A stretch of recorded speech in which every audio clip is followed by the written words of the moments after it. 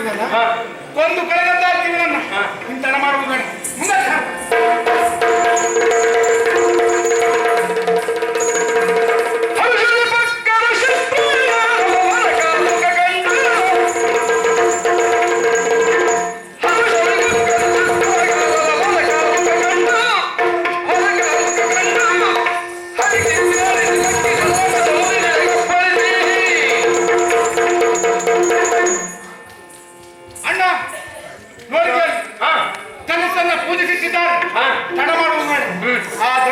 ಎತ್ತಿ ಮುರಿದು ಮಾವನಿಗೆ ಕಲಿಸಿ ಕೊಡೋಣ.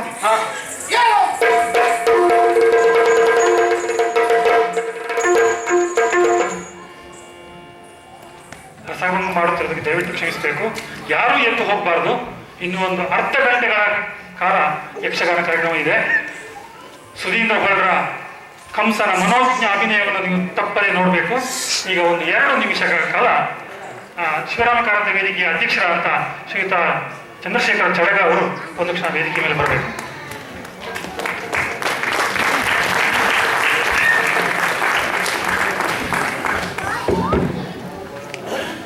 ಕಲಾರಸಿಕರೇ, ನಿಮ್ಮ ರಸಾಸ್ವಾದನೆಗೆ ಭಂಗ ತಂದಕ್ಕೆ ಕ್ಷಮೆ ಇರಲಿ. ಇದು ಒಂದು ಅನಿವಾರ್ಯವಾದಂಥ ಕೆಲಸ. ನಮಗೆ ಯಾರಾದರೂ ಒಂದು ಉಪಕಾರ ಮಾಡಿದರೆ ಆ ಉಪಕಾರವನ್ನು ನಾವು ನೆನೆಸಬೇಕು. ಅದನ್ನ ಸಾಹಿತ್ಯ ಭಾಷೆ ಧನ್ಯವಾದ ಸಮರ್ಪಣೆ ಅಂತಾರೆ. ಈಗ ನಾವು ಯಾರೆಲ್ಲರಿಗೆ ಧನ್ಯವಾದವನ್ನು ಕೊಡಬೇಕಂದ್ರೆ ಪಟ್ಟಿ ಬಹಳ ದೊಡ್ಡದಿದೆ. ಮೊತ್ತಮೊದಲಾಗಿ ಕೃಷ್ಣ ಪ್ರಸಾದ್ ಪಂಜಿಮಗುರು ಇವರಿಗೆ ನಾವು ನಮ್ಮ ಧನ್ಯವಾದವನ್ನು ಕೊಡಲೇಬೇಕು.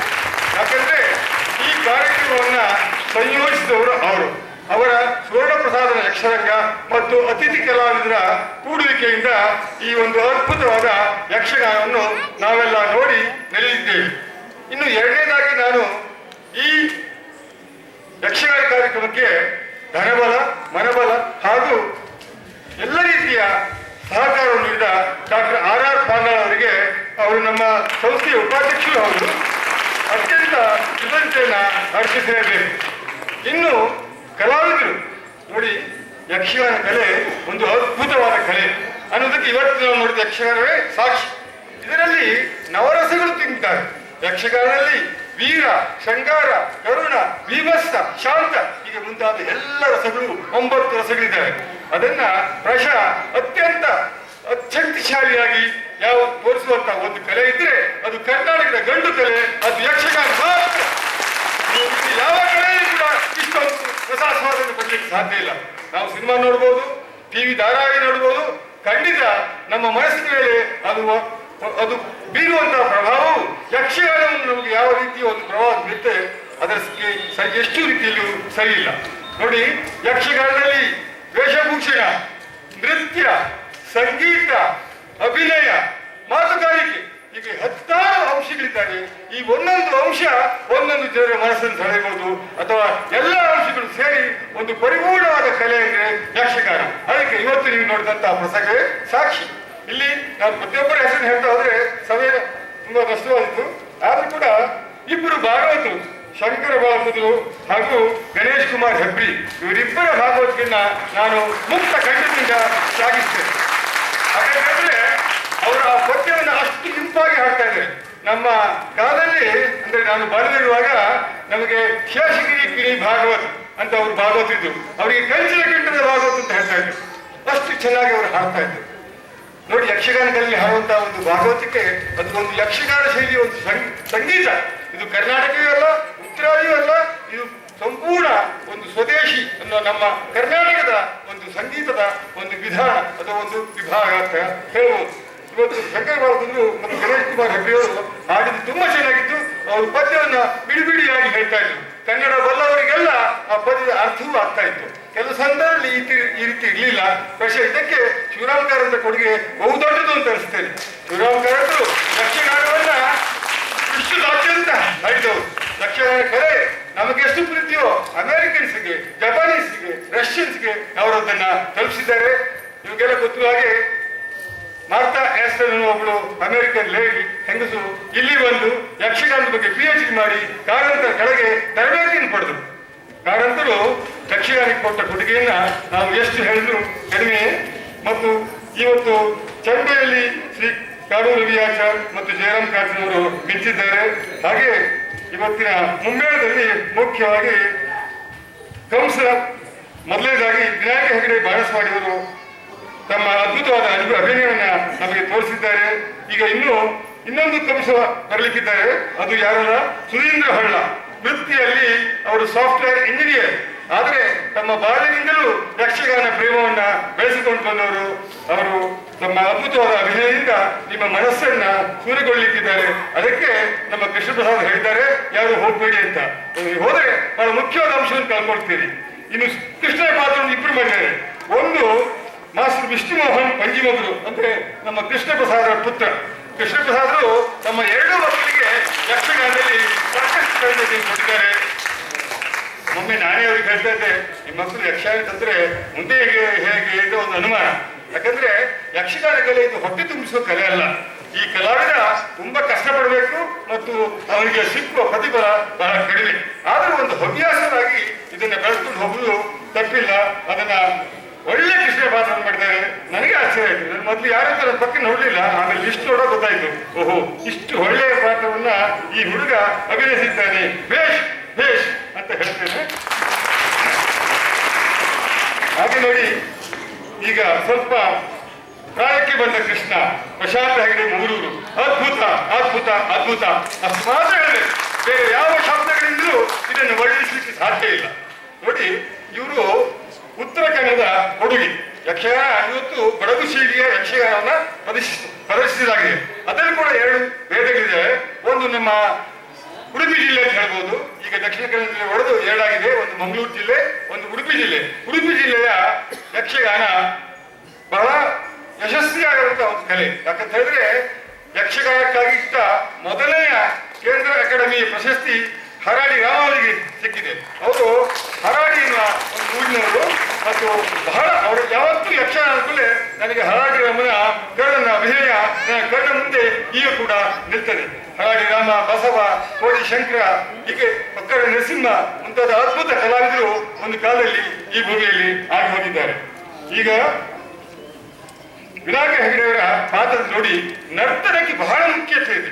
ಇದು ಬಡ ಬಡದು ಅಂತ ಹೇಳ್ತಾರಲ್ಲ, ಉತ್ತರ ಕನ್ನಡ ಜಿಲ್ಲೆ ಒಂದು ಕಾಣಿಕೆ ಅಂತ ಅನಿಸ್ತದೆ. ನಮ್ಮ ದಕ್ಷಿಣ ಕನ್ನಡ ಜಿಲ್ಲೆಯಲ್ಲಿ ಇಷ್ಟೊಂದು ಮಹತ್ವವನ್ನು ನರ್ತನ ಕೊಡೋದಿಲ್ಲ. ಇವರು ಯಾರು ಸೃಷ್ಟಿ ಮಾಡಿದ್ರು, ಇದು ಯಾರು ಬೆಳೆಸ್ಕೊಂಡು ಹೋದ್ರೆ ಗೊತ್ತಿಲ್ಲ. ಆದ್ರೆ ನಮಗೆಲ್ಲ ಗೊತ್ತಿರೋಗೆ ಶಿವರಾಮ ಹೆಗಡೆ, ಶಂಭು ಹೆಗಡೆ, ಹೀಗೆ ಹಲವಾರು ಜನ ಈ ಪರಂಪರೆಯನ್ನ ಮುಂದುವರಿಸಿಕೊಂಡು ಬರ್ತಾ ಇದ್ದಾರೆ. ಅವ್ರನ್ನೆಲ್ಲ ನಾವೀಗ ಸ್ಮರಿಸಬೇಕು. ಯಾಕಂದ್ರೆ ಆ ನರ್ತನ ನಮ್ಮನ್ನು ಮಂತ್ರಮುಗ್ಧವಾಗಿ ಮಾಡಿದೆ. ಇನ್ನು ಬಲರಾಮನಾಗಿ ವಿಶ್ವನಾಥ ಅಡಿಗರು ಕೃಷ್ಣ ಮತ್ತು ಬಲರಾಮರ ಒಂದು ಒಳ್ಳೆಯ ಸಾಂಗತ್ಯವನ್ನ ನಮಗೆ ತೋರಿಸಿದ್ದಾರೆ. ಅವರು ಕೂಡ ಒಳ್ಳೆಯ ನರ್ತನ ಪಟುಗಳಾಗಿದ್ದಾರೆ. ಹಾಗೆ ಇನ್ನು ವಿಜಯ ಅಂದ್ರೆ ನಿಮಗೆ ಗೊತ್ತಿರೋ ಹಾಗೆ ಕೃಷ್ಣನಿಗೆ ಅವರು ಸಹಪಾಠಿ ಅಥವಾ ಸ್ನೇಹಿತ. ಅದನ್ನ ಕೃಷ್ಣ ವಿಜಯಚಾರ್ಯ ಪಾತ್ರನ ಕೃಷ್ಣ ಪಂಡಿಮಗ್ರವರು ಮಾಡಿದ್ದಾರೆ. ಹಾಗೆ ಶಕಟಾಸುರ ಪಾತ್ರವನ್ನ ಜಲಂಧರ ಭೂಮಚಂದ್ರ, ಅಸುರ ಪಾತ್ರವನ್ನ ದೇವದಾಸ್ ಶೆಟ್ಟಿ ಮಾರಾಳಿ, ಇವರೆಲ್ಲರೂ ಸಮರ್ಥವಾಗಿ ಮಾಡ್ತಾರೆ. ನನಗೆಲ್ಲೂ ಎಲ್ಲಿಯೂ ನನಗೆ ಯಾವುದಲ್ಲೂ ಒಂದು ದೋಷ ಕಾಣಲಿಲ್ಲ. ಅದರಿಂದ ಇನ್ನೂ ಕೆಲವೆಲ್ಲ ಇದ್ದಾರೆ. ಗೋಪಿಕೆಯರ ಪಾತ್ರದ ಮಾಧವ ನಾಗೂರು ತುಂಬಾ ಚೆನ್ನಾಗಿ ಮಾಡಿದ್ದಾರೆ. ನೋಡಿ ಎಷ್ಟೊಂದು ನರ್ತನ ಮಾಡಿದ್ದಾರೆ. ಸ್ತ್ರೀ ಪಾತ್ರ ಈ ಒಳ್ಳೆಯ ನರ್ತನವನ್ನ ಸ್ತ್ರೀ ಪಾತ್ರದಲ್ಲಿ ಮಾಡಿದ್ದಾರೆ. ಒಂದು ವಿಷಯ ನನಗೆ ಅದ್ಭುತ ಕಾಣುದು, ಇವರಿಗೆಲ್ಲ ಶಕ್ತಿ ಎಲ್ಲಿಂದ ಬರ್ತದೆ ಅಂತ. ಇಷ್ಟೊಂದು ಕುಣಿತಾರಲ್ಲ, ಅವ್ರಿಗೆ ಸುಸ್ತಾಗುದಿಲ್ಲ ಅಂತ ನಾವು ಯೋಚನೆ ಮಾಡ್ತೇವೆ. ಆದ್ರೆ ಪ್ರಾಯಶಃ ಆ ಒಂದು ಕಲೆಯ ಮೇಲೆ ಇರುವ ಒಂದು ಪ್ರೀತಿ ಅವರನ್ನ ಮನಸ್ಸಿನ ಮೇಲೆ ಒಂದು ಪರಿಣಾಮವನ್ನು ಬೀರಿ ಸಾಕಷ್ಟು ಎಡ್ರಿನಾಲಿನ್, ನಮ್ಮ ಡಾಕ್ಟರ್ ಹೇಳ್ತಾರೆ, ಎಡ್ರಿನಾಲಿನ್ ಅದು ಪಂಪ್ ಮಾಡಿ ಆ ರೀತಿ ಕುಡಿಯುವಂತೆ ಮಾಡ್ತದೆ ಅಂತ ನಾನು ಭಾವಿಸ್ತೇನೆ. ಖಂಡಿತವಾಗಿ ಈ ಒಂದು ಸಲಹೆ ಕೂಡ ಇದೆ. ನೀವೆಲ್ಲ ನಿಮ್ಮ ಮಕ್ಕಳನ್ನ ಈಗ ಸ್ವಲ್ಪ ಈ ಕಲೆಯ ಕಡೆಗೆ ಆಕರ್ಷಿಸಬೇಕು. ಇವತ್ತು ಇಂಗ್ಲಿಷ್ ಮೀಡಿಯಂ ಶಾಲೆ ಮತ್ತು ಅಲ್ಲೆಲ್ಲ ಸಾಧ್ಯವಾದಷ್ಟು ಅಮೆರಿಕ ಮತ್ತು ಇಂಗ್ಲೆಂಡ್ಗಳ ಇನ್ಫ್ಲೂಯೆನ್ಸ್, ಇದರಿಂದ ನಮ್ಮ ಮಕ್ಕಳಾಗಿ ಉಳಿತಾ ಇಲ್ಲ. ಅದರಿಂದ ಕೃಷ್ಣ ಪ್ರಸಾದ್ ಕೂಡ ಹೇಳ್ತಾ ಇದ್ರು, ನಾವು ಶಿವರಾಮ್ ಕಾರಂತ ವೇದಿಕೆ ಮತ್ತು ಸುವರ್ಣ ಪ್ರಸಾದ ಯಕ್ಷಗಾನ ರಂಗ ಈ 2 ಸಂಸ್ಥೆಗಳ ಒಟ್ಟಿಗೆ ಸೇರಿ ಇಲ್ಲಿ ಒಂದು ಯಕ್ಷಗಾನ ತರಬೇತಿ ಕೇಂದ್ರ ಮಾಡಬೇಕು. ಅದು ಭಾಗವತಿಕೆ ಮಾತ್ರ ಅಲ್ಲ, ಭಾಗವತಿಕೆ, ಕುಣಿತ, ಹೀಗೆ ಯಕ್ಷಗಾನದ ಹಲವು ಮುಖಗಳಲ್ಲಿ ಒಂದು ತರಬೇತಿ ಕೇಂದ್ರ ಮಾಡಬೇಕು ಅನ್ನೋ ಒಂದು ಮಹದಾಸೆ ನಮ್ಮಿಬ್ಬರಿಗೂ ಇದೆ. ನಿಮ್ಮ ಒಂದು ಸಹಕಾರ ಸಿಕ್ಕಿದ್ರೆ ಬಹುಶಃ ಮುಂದೆ ಇಷ್ಟೊತ್ತಿಗೆ ನಮ್ಮ ಮೇಳ ಒಂದು ಸಣ್ಣ ಪ್ರದರ್ಶನವನ್ನು ಕೊಡ್ಲಿಕ್ಕೆ ಒಂದು ವರ್ಷ ಏನು ಯಕ್ಷಗಾನ ಕಲಿಲಿಕ್ಕೆ ಆಗುದಿಲ್ಲ. ಇದು ಒಂದು 5-6 ವರ್ಷ ಅದು ಪ್ರಯತ್ನ ಪಟ್ಟು ಕಲಿಯುವಂತಹ ಒಂದು ಕಲೆ. ಅದರಿಂದ ಒಂದು ಸಣ್ಣ ಅಂಶವನ್ನಾದರೂ ನಾವು ನಿಮ್ಮ ಮುಂದೆ ಪ್ರದರ್ಶಿಸಲಿಕ್ಕೆ ಆಗಬೇಕು ಅಂತ ನಾನು ಭಾವಿಸ್ತೇನೆ. ಕೃಷ್ಣಪ್ರಸಾದ್ ಈಗಾಗಲೇ ತಮ್ಮ 2 ಮಕ್ಕಳನ್ನ ಯಕ್ಷಗಾನವನ್ನ ತರಬೇತಿಯಲ್ಲಿ ಮಾಡಿದ್ದಾರೆ. ಹಾಗೆ ನೀವು ಕೂಡ ಅದರ ಬಗ್ಗೆ ಯೋಚನೆ ಮಾಡಿ. ಹೆಣ್ಣು ಮಕ್ಕಳದೇ ಆದ ಒಂದು ತಂಡವನ್ನು ಕೂಡ ಎಷ್ಟೋ ಕಡೆ ಮಾಡಿದ್ದಾರೆ. ಅದ್ರ ಬಗ್ಗೆ ನಾವು ಯೋಚನೆ ಮಾಡೋಣ. ಹೀಗೆ ವೇಷಭೂಷಣವನ್ನ ರಜಕ್ಕೆ ಮಾತ್ರ ಚಂದ್ರಶೇಖರ್ ಶ್ರೀ ಕೊಡ್ಲಾಡಿಯವರು ನಮ್ಮೂರ ಭಾಷೆಯಲ್ಲಿ ತುಂಬಾ ಚೆನ್ನಾಗಿ ಮಾತಾಡಿ ನಮ್ಮನ್ನೆಲ್ಲ ರಂಜಿಸಿದ್ದಾರೆ. ನೋಡಿ ಹೇಳಿದ್ರಲ್ಲ, ಯಕ್ಷಗಾನ ಹಲವು ಭಾಗಗಳಲ್ಲಿ ಹಾಸ್ಯ ಬಹಳ ಮಹತ್ವದ್ದು, ಒಳ್ಳೆ ಶುದ್ಧ ಹಾಸ್ಯ ಅದು. ಅಲ್ಲಿ ನೋಡಿ ಆ ಶಬ್ದಗಳ ಮೇಲೆ ಅವರು ಲೀಲಾಜಾಲವಾಗಿ ಅದರ ಶಬ್ದಗಳನ್ನ ವಿಂಗಡಿಸಿ ಮಾತನಾಡ್ತಾರೆ.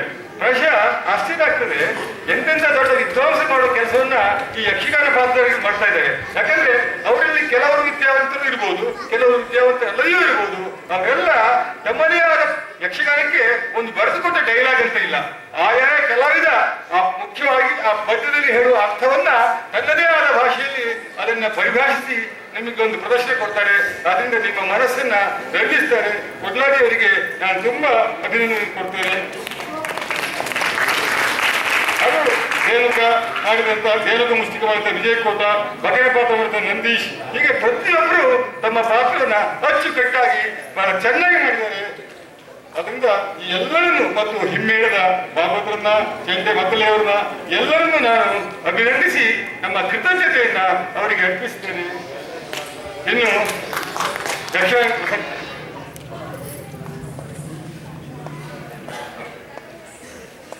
ಇವರೆಲ್ಲರ ಮೇಲೆ ಇರುವ ಅಭಿಮಾನವೇ ನಿಮ್ಮನ್ನು ಇಷ್ಟೊತ್ತು ಕೂಡಿಸಿದೆ ನಾನು ಭಾವಿಸ್ತೇನೆ. ಮತ್ತು ಇಂತಹ ಪ್ರಸಂಗವನ್ನ ಕೃಷ್ಣಪ್ರಸಾದರು ನಮಗೆ ಬೇರೆ ಮೇಲೆ ತಂದುಕೊಡ್ಲಿ ಅಂತ ಹೇಳಿ ನನ್ನ ಮಾತುಗಳನ್ನ ಒಂದೇ ಒಂದು ಮಾತು, ಈ ಅದ್ಭುತವಾದ ಯಕ್ಷಗಾನ ಪ್ರಸಂಗವನ್ನ ಇಷ್ಟು ಸುಂದರವಾದ ಒಂದು ಸಭಾಂಗಣದಲ್ಲಿ ಕುಳಿತು ನೀವು ನೋಡ್ಲಿಕ್ಕೆ ಸಾಧ್ಯ ಆಗಿದೆ. ಅದು ತಳವಾರು ಜಗದ್ಗುರುಗಳ ಒಂದು ಕೃಪಾ ಕಟಾಕ್ಷದಿಂದ. ಇದಕ್ಕೆ ನಾವು ಒಂದು ಪೈಸೆಯನ್ನು ಹಣ ಕೊಡದೆ ಇಲ್ಲಿ ನಾವು ಯಕ್ಷಗಾನವನ್ನು ಪ್ರದರ್ಶಿಸ್ತಾ ಬರ್ತೇವೆ.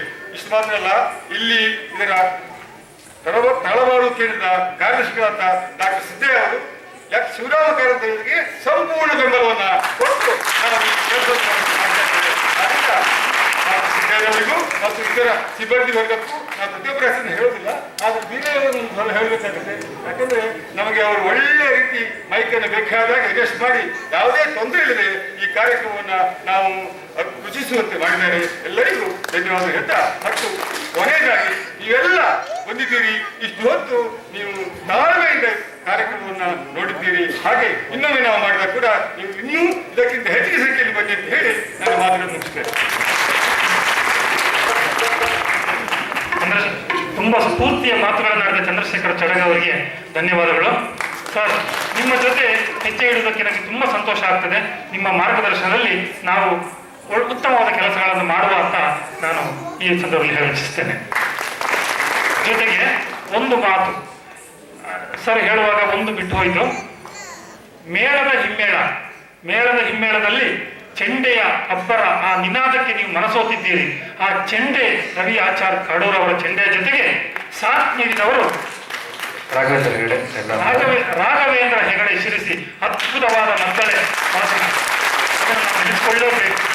ಜೊತೆಗೆ ಶ್ರೀ ಗಣೇಶ್ ಹೆಬ್ರಿಯವರ ಭಾಗವತಿಗೆ, ಆರಂಭದಲ್ಲಿ ಶ್ರೀ ಶಂಕರ ಬಾಳಕುದ್ರವರ ಸುಮಧುರವಾದಂತಹ ಭಾಗವತಿಯನ್ನು ರಂಜಿಸಿದೆ. ಈಗ ಪ್ರಸಂಗವನ್ನು ಮುಂದುವರಿಸ್ತೇವೆ. ಒಂದು ಪ್ರಕಟಣೆ ಇದೆ. ಸುಮಾರು 4 ತಿಂಗಳ ಹಿಂದೆ ನಾವು ಇಲ್ಲಿ ಕಮಲಶಿಲೆ ಮೇಳದ ಯಕ್ಷಗಾನವನ್ನು ಮಾಡಿಸಿದ್ವಿ. ಅದರಲ್ಲಿ ಅಭಿಮನ್ಯುವನ್ನ ಪ್ರಸಂಗದಲ್ಲಿ ಅಭಿಮನ್ಯುವಿನ ಪಾತ್ರ ಮಾಡಿದಂತಹ ವಿಶ್ವನಾಥ ಪೂಜಾರಿ ಇವರು ನಾಳೆ ರಾತ್ರಿ ರವೀಂದ್ರ ಕಲಾಕ್ಷೇತ್ರದಲ್ಲಿ ಒಂದು ಯಕ್ಷಗಾನವನ್ನು ಹಮ್ಮಿಕೊಂಡಿದ್ದಾರೆ. ಅದು ಮತ್ತೆ ಅಭಿಮನ್ಯು 3 ಅಭಿಮನ್ಯುವ ಕಥಾನಕ. ಮೊದಲನೇ ಅಭಿಮನ್ಯುವಾಗಿ ಅರ್ಪಿತಾ ಹೆಗಡೆ, ಎರಡನೇ ಅಭಿಮನ್ಯುವಾಗಿ ಚಂದ್ರಶೇಖರ ಧರ್ಮಸ್ಥಳ ತೆಂಕು, ಮೂರನೇ ಅಭಿಮನ್ಯುವಾಗಿ ಕೊಳಲಿ ಕೃಷ್ಣ ಶೆಟ್ಟಿಯವರ ಅಭಿಮನ್ಯು. ವಿಶೇಷತೆ ಏನಂದ್ರೆ, ಸ್ಪರ್ಧೆಯ ಅಭಿಮನ್ಯುವಲ್ಲಿ ಚಂದ್ರಶೇಖರ ಧರ್ಮಸ್ಥಳ ಇವರಿಂದ ಹರಿವಾಣದಲ್ಲಿ ತೆಂಕಿನ ಗಿರಕಿ, ಹಾಗೂ ಸ್ಪರ್ಧೆಯಲ್ಲಿ ಕೊಳಲಿ ಕೃಷ್ಣ ಅವರ ಬಡಗಿನ ಅಭಿಮನ್ಯು. ಮತವನ್ನು ಹಾಕಿ ಪ್ರೇಕ್ಷಕರು ಗೆಲ್ಲಿಸುವುದಕ್ಕೆ ಅವಕಾಶ ಇದೆ. ನನ್ನ ಒಂದು ವಿನಂತಿ ಏನಂತಂದ್ರೆ, ವಿಶ್ವನಾಥ್ ಪೂಜಾರಿ ಒಬ್ಬ ಬೆಳೆಯುತ್ತಿರುವಂತಹ ಉದಯೋನ್ಮುಖ ಕಲಾವಿದ. ಅಂತೂ ಅವರ ಅಭಿಮನ್ಯುವನ್ನು ನೋಡಿ ಇಲ್ಲಿ ಮನಸೋತವರು ಯಾರೂ ಇಲ್ಲ, ಸೋಲದೇ ಇರುವವರು ಯಾರೂ ಇಲ್ಲ. ಹಾಗಾಗಿ ಅವರಿಗೆ ನೀವೆಲ್ಲರೂ ಪ್ರೋತ್ಸಾಹ ಕೊಡಬೇಕು. ನಾಳೆ ಅವರ ಯಕ್ಷಗಾನಕ್ಕೆ ಬಂದು ಅವರನ್ನ ಪ್ರೋತ್ಸಾಹಿಸಬೇಕು ಅಂತ ಕೇಳಿಕೊಳ್ತಾ ಈಗ ಪ್ರಸಂಗವನ್ನು ಮುಂದುವರಿಸಲಿಕ್ಕೆ ಅಪ್ಪಣೆ ಕೇಳ್ತೇವೆ.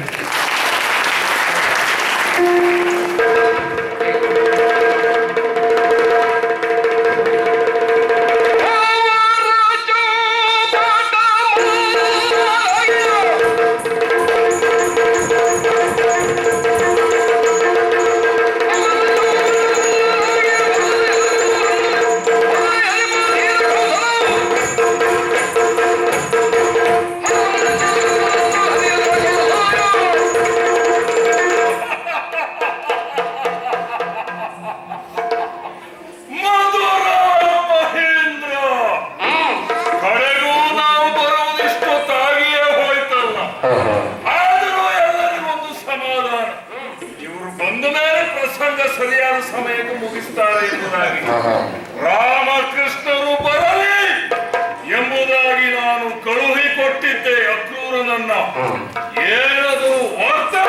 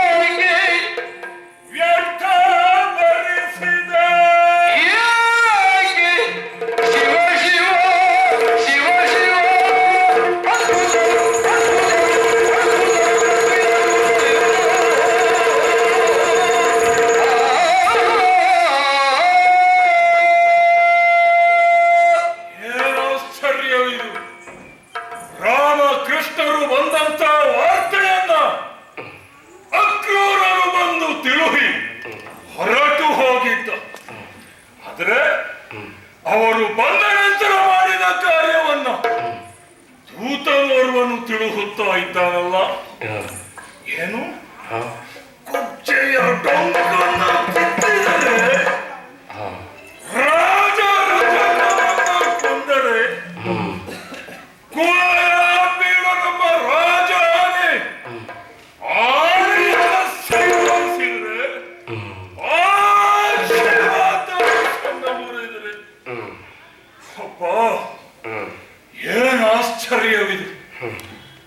ಕಂಸನೆಂದೇ ನಾಮಾಂಕಿತನಾಗಿದ್ರು ಪ್ರಪಂಚವ್ಯಾಪಿ ಮಧುರ ಮಹೇಂದ್ರ, ಹೀಗೆ ಪ್ರಖ್ಯಾತಿಗೆ ಬಂದವ ನಾನು. ಪೃಥ್ವಿಯನ್ನ ತಲ್ಲಡಿಸಿದ ಈ ಕಂಸನ ಹೃದಯ ಸ್ತಂಭಿಸಿದೆ. ಕೋವಳನ ವರ್ತಮಾನವನ್ನ ಕೇಳಿ ಕಡ ಕಡ ಕಡ ಕಡ ಕಡ ಕಡನೆ ಹೃದಯ ನಡುಗುತ್ತಾ ಇದೆಯಲ್ಲ. ಹಾಗಿದ್ರೆ ವ್ಯರ್ಥ ಭರಿಸಿದನೇ ಇವರನ್ನ.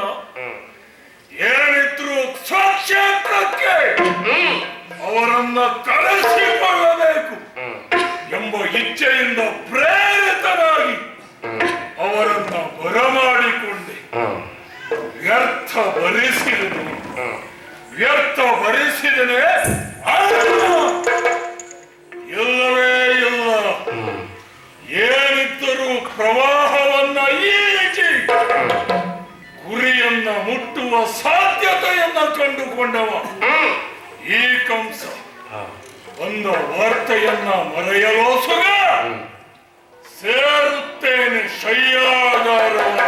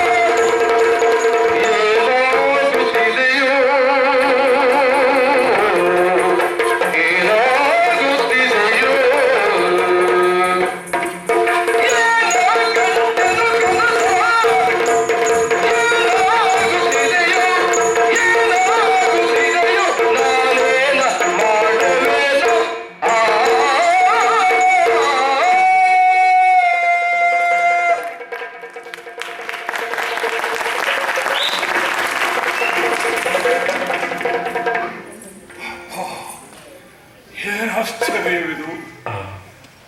ರಾಮಕೃಷ್ಣರ ವಾರ್ತೆಯನ್ನ ಮರೆಸುಗ ಹಾಯಾಗಿ ಶಯ್ಯಾಗಾರವನ್ನ ಸೇರಿ ಮಲಗಿ ನಿದ್ರಿಸಿದಂತ ಸಂದರ್ಭ, ಗಾಢವಾದ ನಿದ್ರೆಯಲ್ಲಿ ಒಡಗಿದಂತ ಸಂದರ್ಭ. ಆಶ್ಚರ್ಯ. ಕಲ್ಲು ಬಂಡೆಯೊಂದನ್ನ ಭೀಕರವಾದಂಥ ಅನುಭವ.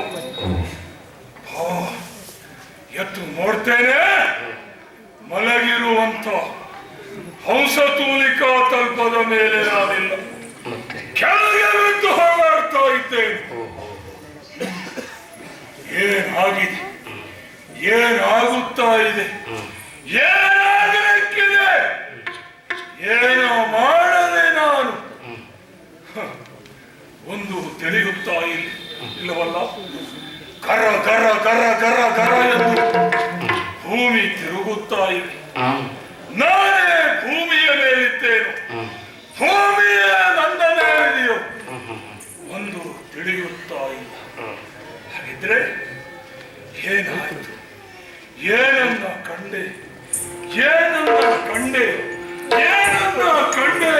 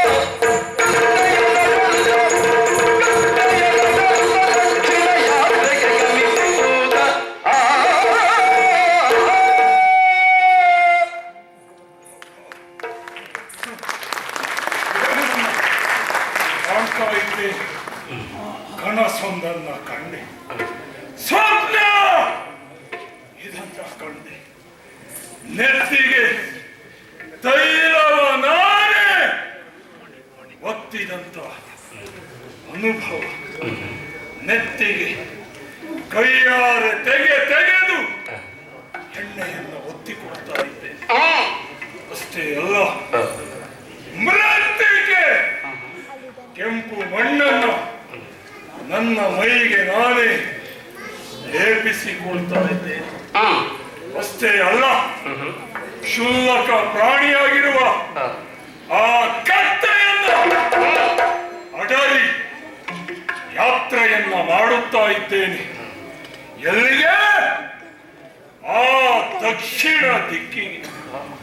ಹಾಗಿದ್ರೆ ಈ ಸ್ವಪ್ನ ಕಂಸನಿಗೆ ಶುಭ ಸೂಚಕವೇ? ಶುಭ ಸೂಚಕವೇ? ಅಲ್ಲವೇ ಅಲ್ಲ, ಅಲ್ಲವೇ ಅಲ್ಲ. ನನ್ನ ಪಾಲಿನ ಮರಣ ಮೃದಂಗವನ್ನ ಬಾರಿಸುವಂತ ಆ ಒಂದು ಕೃಷ್ಣನ ಚಿತ್ರಣವನ್ನ ತೋರುವ ಸ್ವಪ್ನವಲ್ಲವೇ? ಕಂಸ ನಿನ್ನ ಪಾಲಿಗೆ ಮರಣ ಸನ್ನಿಹಿತವಾಗಿದೆ ಎಂದು ತೋರುವ ದೃಶ್ಯವಲ್ಲವೇ?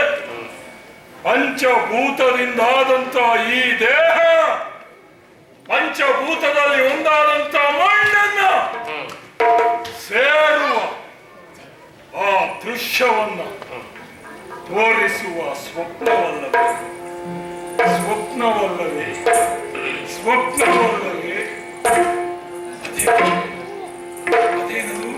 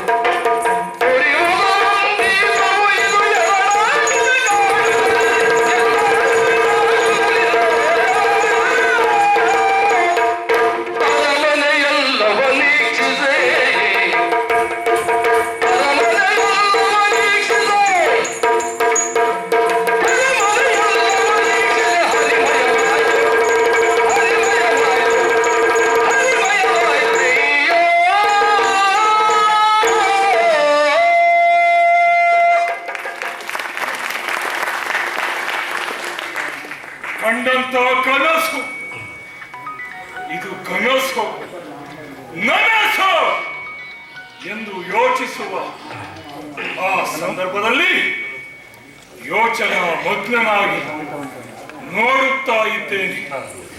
ಅರಮನೆಯಲ್ಲಿ ಉರಿಸಿದ ಈ ದೀಪವನ್ನ, ಒಂದೇ ಒಂದು ದೀಪ ರಾತ್ರಿಯ ಹೊತ್ತು ಎದ್ದು ಅರಮನೆಯ ಗೋಡೆಯು, ಕಂಬಕ್ಕೂ ಆಗಿದೆಯೋ ಎಡವಬಾರದು ಎಂಬ ದೃಷ್ಟಿಯಿಂದ ಉರಿಸಿದ್ದೆ ಒಂದೇ ಒಂದು ದೀಪ.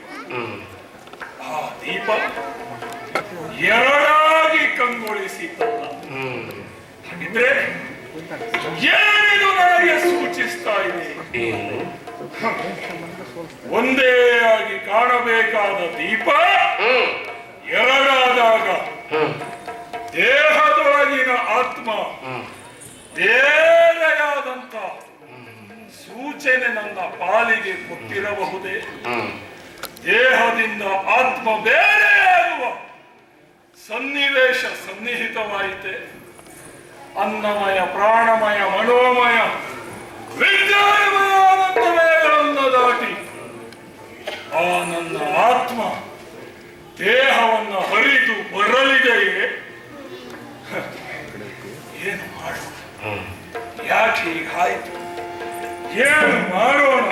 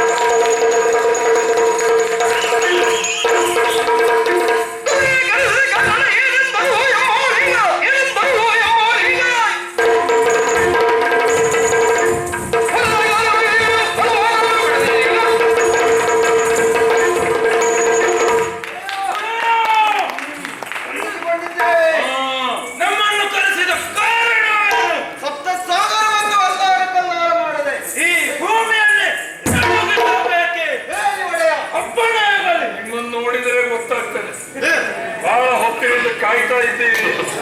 ಅಪ್ಪಣೆ ಕೊಟ್ಟರೆ ಏನಾದ್ರೂ ಮಾಡಿಯೇ ಮಾಡ್ತೀರಿ ಇವತ್ತು ಎಂಬುದಾಗಿ. ಯಾಕಂದ್ರೆ ಸ್ವಚ್ಛ ಬಂದಿದ್ದು, ಹಾಗಾಗಿ ಹೊಡುತ್ತಾ ಇದ್ದೇನೆ ಅಪ್ಪಣೆಯನ್ನ. ಬಂದಿದ್ದಾರಲ್ಲ ರಾಮಕೃಷ್ಣರು, ಅವರನ್ನ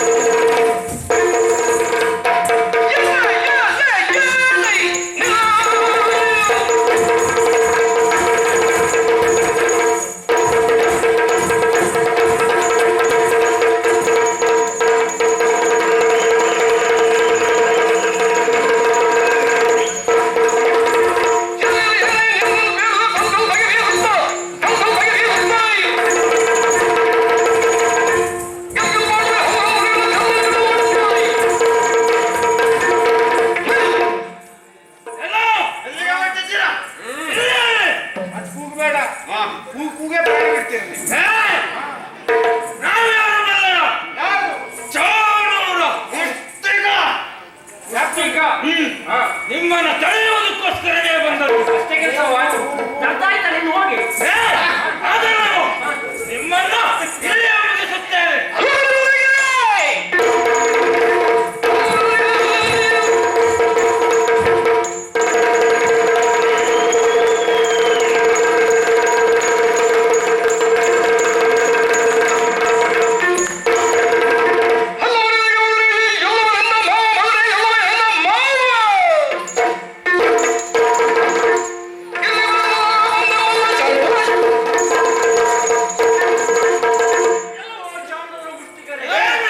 ಏನು ಹಲ್ಲು ಮುರಿಯುವುದಾ?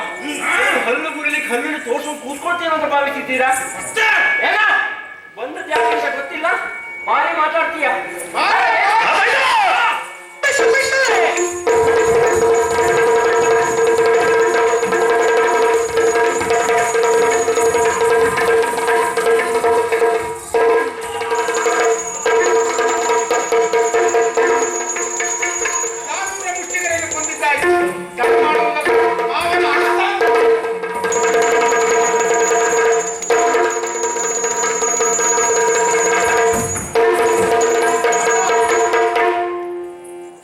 ಮುಷ್ಟಿಕರೆಲ್ಲ ಬಂದು ಮುಂದುವರೆದು ಬಂದಿದ್ದಾಯ್ತು.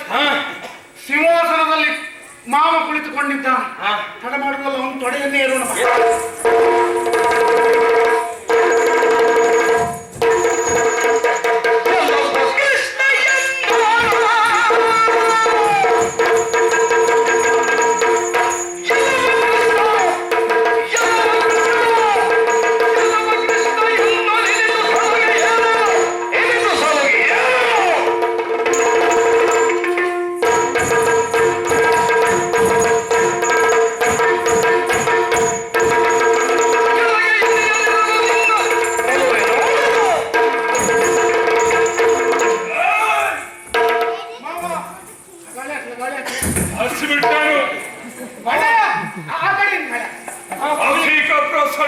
ಕುಡಿಲಿಕ್ಕೆ ಏನಾದ್ರು ಯಾಕೆ ಮಾವ?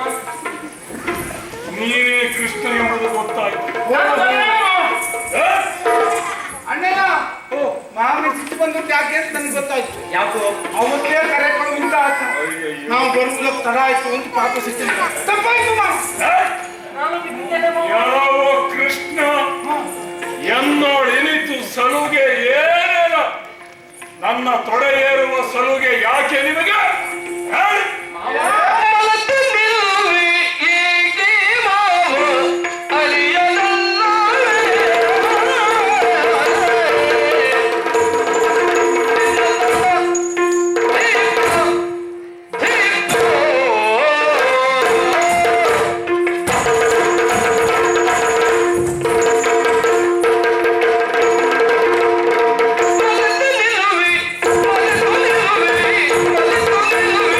Mother,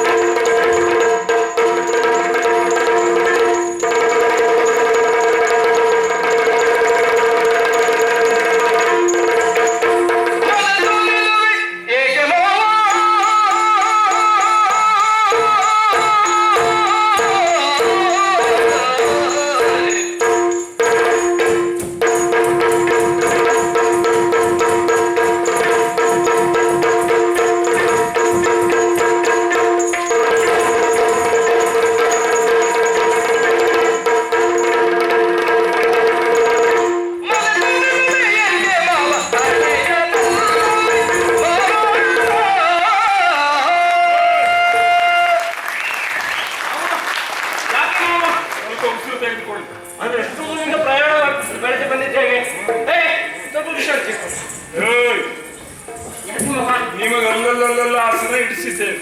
ಓಹೋ, ಅಲ್ಲಿ ಕೂರುವುದನ್ನ ಬಿಟ್ಟು ಈಗ ನಿಮ್ಮ ವೇದಿಕೆ ಇದು. ನನ್ನ ತೊಡೆ ಯಾಕೆ ಏರಿದ್ರಿ? ಮಾವ ಕಾರಣ ಉಂಟು. ಆ ಸಲುಗೆ ಏನು ಎನ್ನುವುದಾಗಿ ನನ್ನ ಪ್ರಶ್ನೆ. ಸಂಬಂಧವನ್ನೇ ಮರೆತೆಯ ಮಾವ. ನಾವು ಯಾರು ಮಾವ? ಏನು? ನಾವು ಬೇಡವರಲ್ಲ, ಚತುರ್ಸ್ಥಾನ ನಿನ್ನ ಮುದ್ದು ಒಡೆಯಲ್ಲಿ ಪ್ರೀತಿ ಅಳೆಯಲ್ಲಿ ಮಾವ. ಅಡೆಯ ಓ ಅವನು ನಿಂತನ ಎಷ್ಟು ನಾನು ಚಿಕ್ಕದಿಗೆಂದು ಮಾಡಿದ್ದೆ. ಹಬ್ಬಕ್ಕೆ ಬರಬೇಕು ಅಂತ ನೀವೇ ಹೇಳಿ ಕಳಿಸಿದ್ದು. ಹೌದು ಮಾವ. ಸಂತೋಷದಿಂದ ಬಂದಿದ್ದೇವೆ. ಮತ್ತೆ ನಮ್ಮಲ್ಲಿ ಸಿಕ್ಕಿದೆ. ಮತ್ತು ದಾರಿ ಮಧ್ಯೆ ಬರುವವರೆಲ್ಲರೂ ಕೂಡ ಅಂತ ಮಾತಾಡಿಸುವರು ಮಾವ. ಏನು ಯಾರಿಗೂ ಗೊತ್ತಿರಬೇಕು. ಅವರ ಸ್ವಾಗತ. ಗೊತ್ತಿಲ್ಲ ಮಾವ.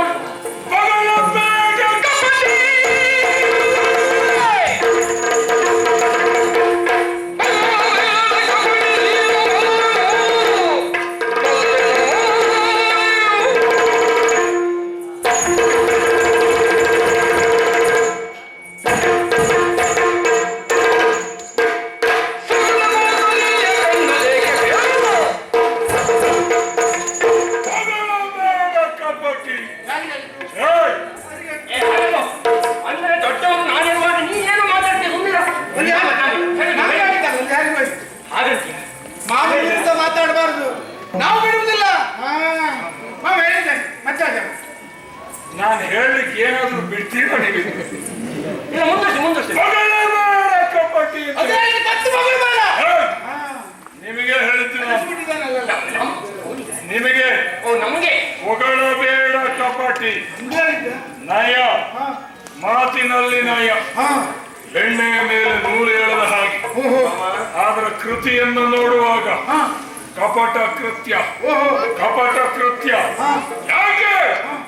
ಈ ಹಿಂದೆ ಮುದ್ದು ಒಳಿಯಂದಿರಾದಂತ ಕೃಷ್ಣ ಬಲರಾಮರು ಹೇಗಿದ್ದಾರೆ, ಏನು ಮಾಡ್ತಾ ಇದ್ದಾರೆ? ನಿಮ್ಮ ಅಭ್ಯುದಯ ಅಭ್ಯುತ್ಥಾನವನ್ನ ಬಯಸಿ ನಮ್ಮಲ್ಲಿಂದ ಕಳುಹಿ ಕೊಟ್ಟಿದ್ದೇವೆ. ಕಳುಹಲ್ಪಟ್ಟಿದ್ದಾರೆ ಮಹನೀಯರು, ಮಹಾತ್ಮರು, ಮಹಿಮಾನ್ವಿತರು. ಎಲ್ಲ ನಿನ್ನಾಗಿರುವ ದೊಡ್ಡ ಜನ ಬಂದಿದ್ದಾರೆ. ನಮ್ಮ ಜನ ಎಲ್ಲ ದೊಡ್ಡ ಜನವೇ. ನಮ್ಮ ಕೆಲಸ ಅದರಲ್ಲಿ ಪ್ರಧಾನವಾಗಿ ಕೇಳ್ತಾ ಇದ್ದೇನೆ, ಆಕೆಯನ್ನ ಮಹಾಮಾತೆ ಎಂಬುದಾಗಿ ಕರೆಯಬೇಕು. ಈ ಮುತ್ತುರಾಪುರದಲ್ಲಿ ಹೌದು, ಹೆಚ್ಚೇನು ವಿಶ್ವ ಶಾಂತಿಗಾಗಿ ಒಂದು ಪ್ರಶಸ್ತಿ ಅಂತ ಇದ್ರೆ ಅವಳಿಗೆ ಅದು ದಕ್ಕಬೇಕು. ಶಾಂತ. ಯಾಕಂದ್ರೆ ಪ್ರಪಂಚದ ಮಕ್ಕಳಿಗೆ ಎದೆಯನ್ನು ಉಣಿಸುವಾಕೆ, ಮಾತೆಯ ಮಮತೆಯಿಂದ ಹಾಲನ್ನು ಉಣಿಸುವಾಕೆ.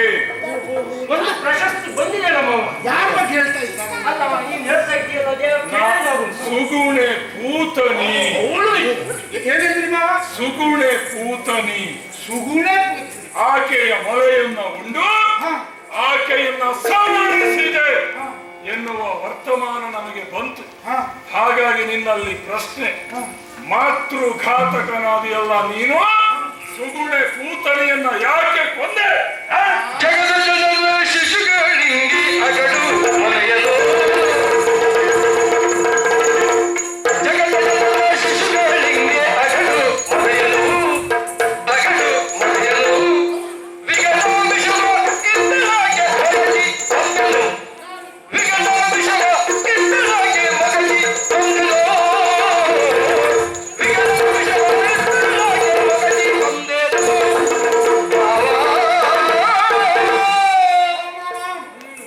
ಸುಗುಣ ಕೂತನಿಯ ಕಥೆ ಒಂದೆರಡು ಮಾಡಿದ್ದಲ್ಲ.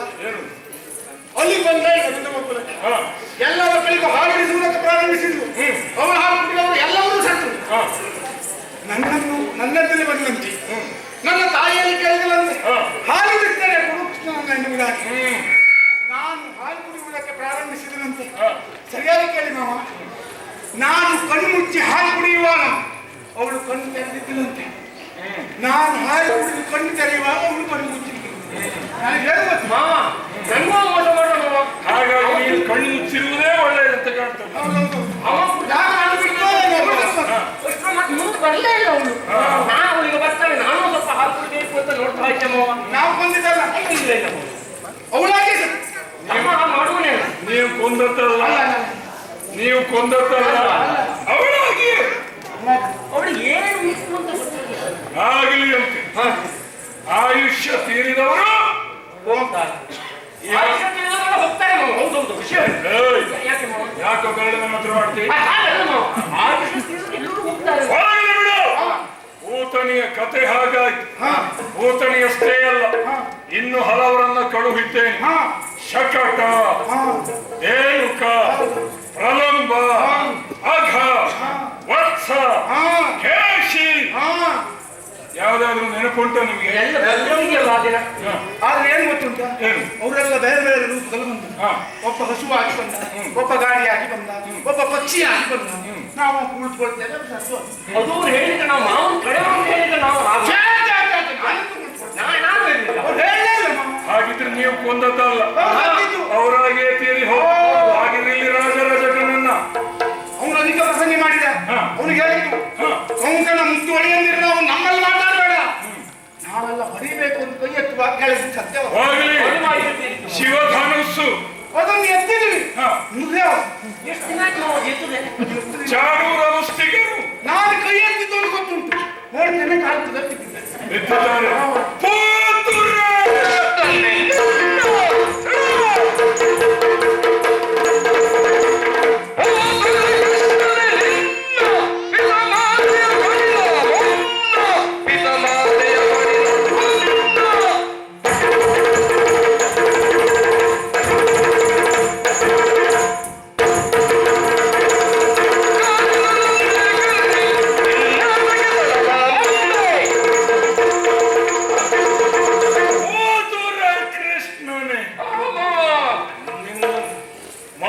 ಎಷ್ಟು ಸಂತೋಷ ಆಯ್ತು.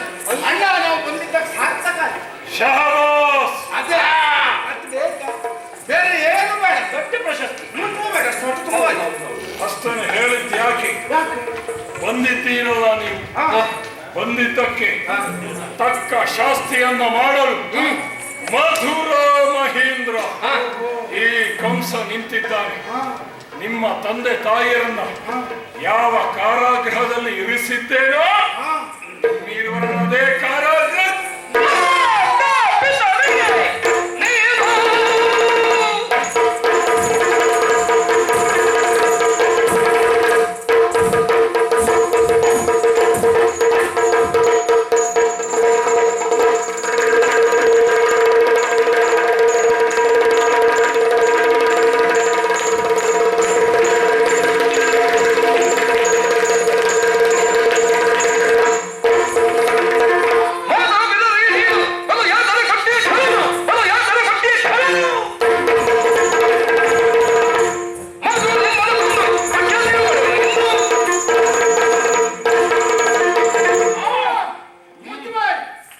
ಇಷ್ಟೊತ್ತಿನ ತನಕ ನೀನು ಹೇಳಿದ್ದನ್ನು ಕೇಳಿದ್ದಾಯ್ತು. ಇನ್ನು ಸುಮ್ಮನಿರುವುದಕ್ಕೆ ಸಾಧ್ಯ ಇಲ್ಲ. ನನ್ನ ತಂದೆ ತಾಯಿಗಳಿಗೆ ಕಷ್ಟ ಕೊಟ್ಟಿದ್ದಷ್ಟೇ ಅಲ್ಲ, ನಿನ್ನ ತಂದೆ ತಾಯಿಗಳಿಗೂ ಯಾತನೆಯನ್ನು ಕೊಟ್ಟಿದ್ದೀಯ. ನಿನ್ನನ್ನು ಬಿಡುವುದಿಲ್ಲ. ಒಂದು ಮಾತು ಹೇಳ್ತಾರೆ, ಭೂಮಿಯ ರೇಸಿ ಮಾತ ಸ್ವರ್ಗದುಚ್ಚತರ ಪಿತ.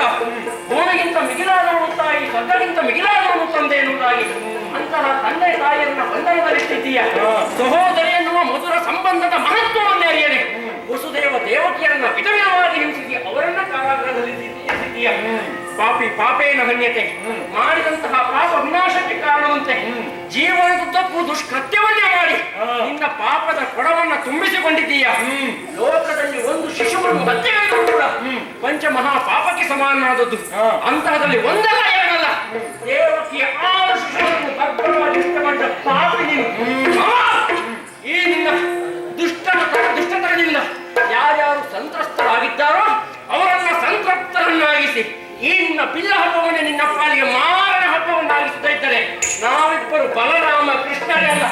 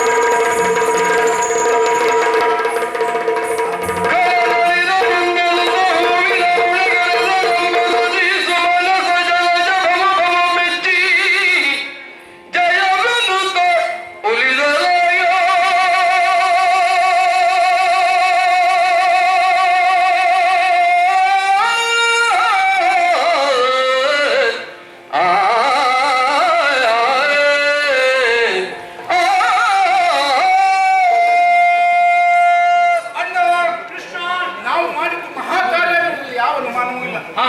ಅದು ದೇವತೆಗಳ ಪುಷ್ಪವೃಷ್ಟಿಯನ್ನು ಎದುರುತ್ತಾ ಇದ್ದಾರೆ. ಅಂದ ಮೇಲೆ ನಮ್ಮಿಂದ ಮಹತ್ ಕಾರ್ಯವನ್ನು ಸಂಘಟಿಸಿತು ಅಂತಾಯ್ತು. ಹಾ. ಮಧುರೆಯ ಎಲ್ಲರಿಗೂ ಒಳ್ಳೆಯದನ್ನು ಮಾಡಿದ್ದಾಯ್ತು. ಹಾ. ತಡ ಮಾಡುವುದಲ್ಲ. ಉಗ್ರಸೇನ ರುಚಿಮತಿಯರು ಸೆರೆಯಲ್ಲಿದ್ದಾರೆ, ಅವರನ್ನು ಬಿಡಿಸಬೇಕು. ಇಲ್ಲಿಯ ಪಠ್ಯವನ್ನು ಕಟ್ಟಬೇಕು. ನಮ್ಮ ತಂದೆ ತಾಯಿಗಳನ್ನು ನೋಡಬೇಕಲ್ಲ, ಅಲ್ವಾ? ತಡ ಮಾಡುವಲ್ಲ.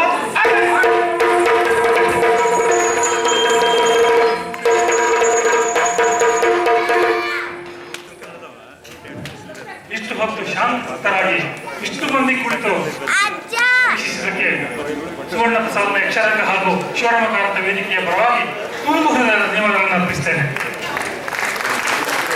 ಒಂದು ಕ್ಷಣ ಡಾಕ್ಟರ್ ಪಾನ್ವಾಲ್ ಅವರು ಹಾಗೂ ನಮ್ಮ ಜಡಗ ಅವರು ಫೋಟೋ ಸೆಷನ್ಗೆ ಬರಬೇಕು ಅಂತ ಕೇಳ್ತಾರೆ.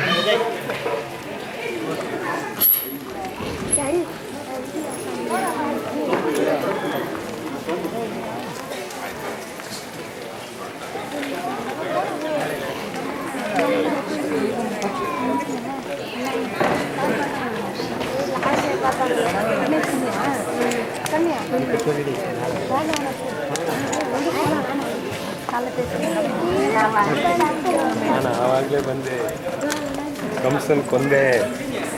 ನೋಡಿದ್ಯಾ ಯಾರನ್ನ ಕೊಂದಿದ್ದು? ಕಂಸ.